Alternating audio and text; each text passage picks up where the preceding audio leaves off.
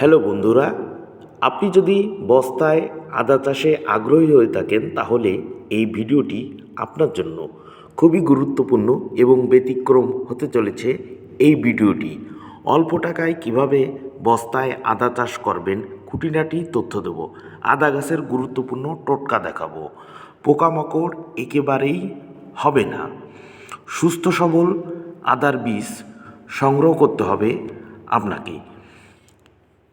Grade on যে আদাগুলো আছে আপনি খুব সহজেই এটি বাজারে পেয়ে যাবেন। বেছে বেছে কিনতে হবে এবং দ্রবণ দেখাবো কিভাবে দ্রবণ তৈরি করবেন, সেগুলোও বিস্তারিত থাকছে এই ভিডিওটি।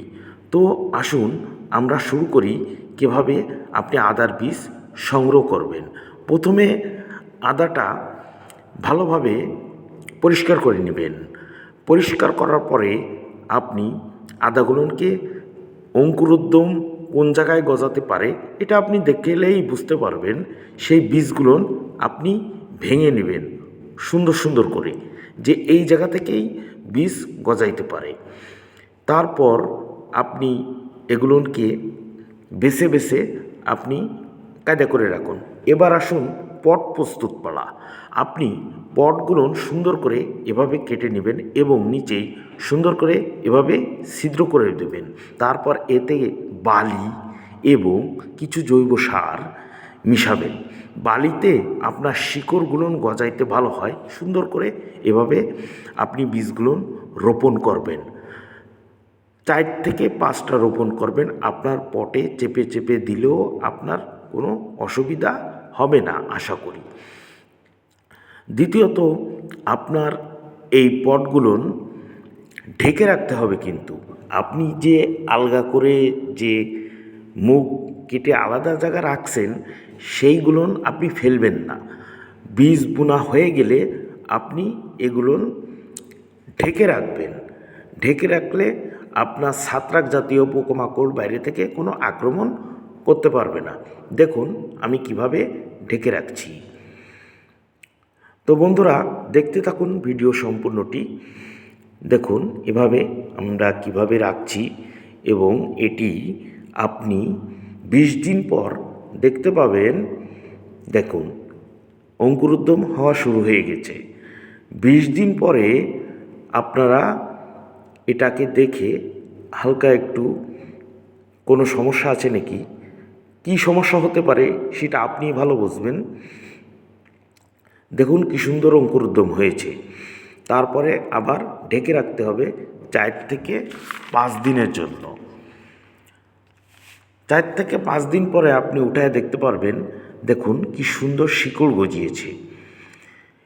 এই শিকড়গুলো যাতে ভেঙে না যায়, এগুলো উঠানোর পরে আপনি পানি দিয়ে ভালোভাবে পরিষ্কার করে নেবেন যাতে ছত্রাক না আক্রমণ করে। তারপর এটি শুকনো একটি স্থানে 1 ঘন্টার জন্য রেখে দিবেন। 1 ঘন্টা রেখে দিলে দেখবেন শিকড়গুলো খুব সুন্দরভাবে শুকিয়ে গেছেন। এবার আসুন বস্তা তৈরির পালা। আপনি সিমেন্টের ব্যাগ কিংবা এই ধরনের প্লাস্টিক ব্যাগও ব্যবহার করতে পারেন। বস্তায় জৈব সার, মাটি, ছাই, নারিকেলের আমরা বলি যেটাকে রাবিশ, এটা দিয়ে সুন্দরভাবে আপনি এই বস্তায় ভরবেন। এই বস্তার মাটি যত পুষ্টিসম্মত এবং উপযোগী করতে পারেন সেটি হবে আপনার জন্য ফলনের উপকারী একটি মাধ্যম। এবং নিচেই এই দেখুন আমি ছিদ্র করে দিয়েছি, এইভাবে ছিদ্র করে দেবেন এবং 4 থেকে 5টি বীজ এভাবে রোপণ করবেন। বেশি রোপণ করতে যাবেন না। বেশি রোপণ করলে হয়তো গাদাগাদি হয়ে যেতে পারে গাছ। এভাবে রোপণ করে দেবেন আলগাভাবে এবং বীজগুলো হালকা একটু উপরে রাখবেন। দেখুন আমি হালকা একটু উপরে রাখছি। দ্বিতীয়ত হচ্ছে পানি দেওয়ার পালা। সুন্দর করে এভাবে পানি দিবেন। পানি বেশি দিবেন না। পানি যদি বেশি দেন তাহলে আপনার সমস্যা হতে পারে, ছত্রাক হতে পারে। এভাবে 60 দিন পরে আপনি দেখতে পারবেন। দেখুন কি সুন্দর চারা গজিয়েছে। এবার আসুন আরেকটু সার দেওয়ার সিস্টেম। কিছু জৈব সার কিছু ছাই, কিছু বালি এভাবে মিক্সচার করে নেবেন। তারপরে এই গাছের গোড়ায় দেখুন আমি দিয়ে দিতেছি, এভাবে দিয়ে দিবেন। এভাবে দিলে খুব ভালো হবে। এবং পানি দেবেন এভাবে, পানি যেত বেশি না হয়। 120 দিন অপেক্ষা করুন, দেখুন 120 দিন পরে কত সুন্দর চারা বের হয়েছে। এতে কিন্তু এখন একটি ভয়, সেটা হচ্ছে ভাইরাস আক্রমণের পালা। এটি কিন্তু এখনই ভাইরাস আক্রমণের পালা। ভাইরাসের আক্রমণের যে ফর্মুলা আপনাকে এখানে আক্রমণ করবে না, সেটা আমি ভিডিও সম্পূর্ণ দেখাবো। দেখুন 120 দিন পরে কি রেজাল্ট আসে, সুন্দর। এটাকে বলে পিলাই, এটাকে বলে কলা পিলাই।